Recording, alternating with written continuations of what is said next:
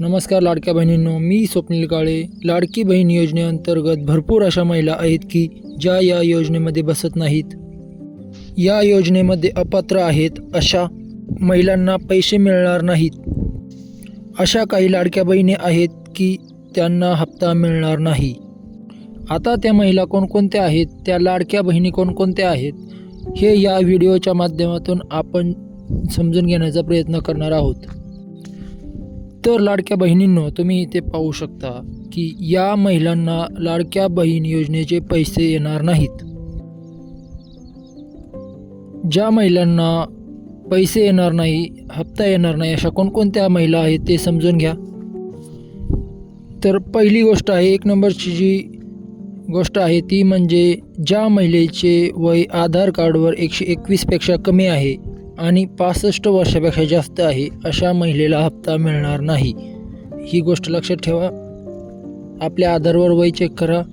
जर वय 21च्या कमी असेल आणि 65च्या पुढे असेल तर हप्ता मिळणार नाही.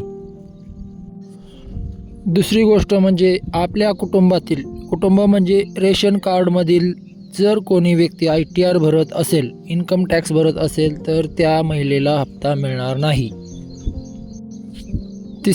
तिसरी गोष्ट अशी आहे की ज्या लाडक्या बहिणीच्या कुटुंबाचे एकूण उत्पन्न 2.5 लाखापेक्षा जास्त असेल तर अशा लाडक्या बहिणीला हप्ता मिळणार नाही.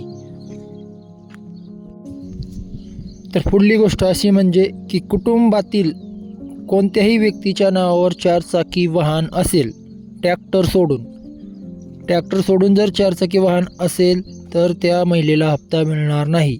कुटुंब म्हणजे रेशन कार्डवर जेवढ्यांची नाव आहेत त्याच्यातील कोणाच्या नावावर 4 चाकी वाहन असेल तर हप्ता मिळणार नाही.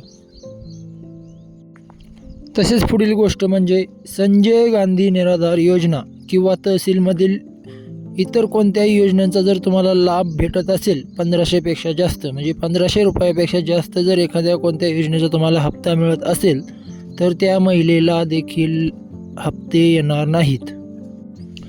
पुढील गोष्ट अशी म्हणजे ज्या शेतकरी महिलांना PM किसान आणि नमो शेतकरी योजनेचे जे हप्ता येत आहेत, 2000 रुपये येत आहेत, अशा महिलांना फक्त 500 रुपये येतील. दर महिन्याला फक्त 500 रुपये येतील त्यांना. ही गोष्ट लक्षात ठेवायची आहे.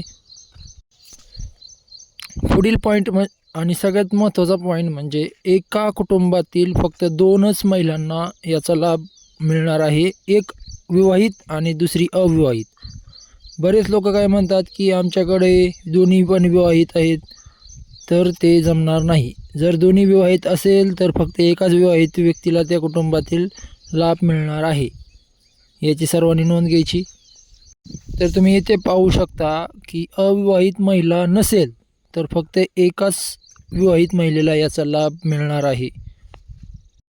तर तुम्ही म्हणाल की आता तुमच्याकडे पुरावा काय आहे? तर याचे सर्व नियम आणि अपात्रता जे निकष हे सर्व लाडकी बहीण योजना 2024 या GRमध्ये उपलब्ध आहेत. त्याचा GR मी तुम्हाला डिस्क्रिप्शनमध्ये देऊन तो तुम्ही डाउनलोड करून पाहू शकता. तर महत्त्वपूर्ण अशी ही लाडकी बहीण योजनेची अपडेट होती. तर आपल्या जवळच्या लाडक्या बहिणींना शेअर करा आणि चॅनलला सबस्क्राईब करा असेच नवनवीन व्हिडिओ पाहण्यासाठी.